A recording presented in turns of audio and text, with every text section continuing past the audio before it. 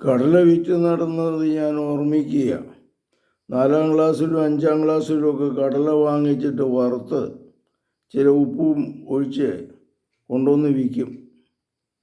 ഒരു കശുവണ്ടിക്ക് 20 കടല വെച്ച് കൊടുത്തു. ഇങ്ങനെ വിറ്റ് കാശുണ്ടാക്കിയത് ഞാൻ ഓർമ്മിക്കുന്നുണ്ട്. അപ്പോൾ ചുരുക്കത്തിൽ 4ാം ക്ലാസ് മുതൽ എൻ്റെ കയ്യിൽ എപ്പോഴും പൈസയുണ്ട്. നശിപ്പിച്ച് കളയാതിരിക്കും അമ്മ. സാധാരണ പിള്ളേരുടെ കയ്യിൽ പൈസ കിട്ടിക്കഴിഞ്ഞാൽ നശിപ്പിച്ച് കളയലാണ്, അല്ലെങ്കിൽ മുട്ടായി മേടിക്കലാണ്. നശിപ്പിച്ച് കളയില്ലെന്ന് മാത്രമല്ല, അന്ന് മുതൽ കടല വിറ്റ് പൈസ ഉണ്ടാക്കാനായിട്ട് മിച്ചം വയ്ക്കുന്ന ശീലം നമ്മുടെ ജീവിതത്തിൽ വളരെയേറെ നല്ലതാണ്.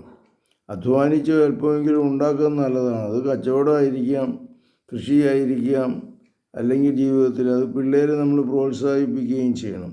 കർത്താവ് ആ കാലഘട്ടത്തെ ഓർമ്മിക്കുന്നു. എൻ്റെ ജീവിതത്തിൽ എനിക്ക് തന്നിയ നല്ല വെളിച്ചത്തിന് ഞാൻ നന്ദി പറയുന്നു.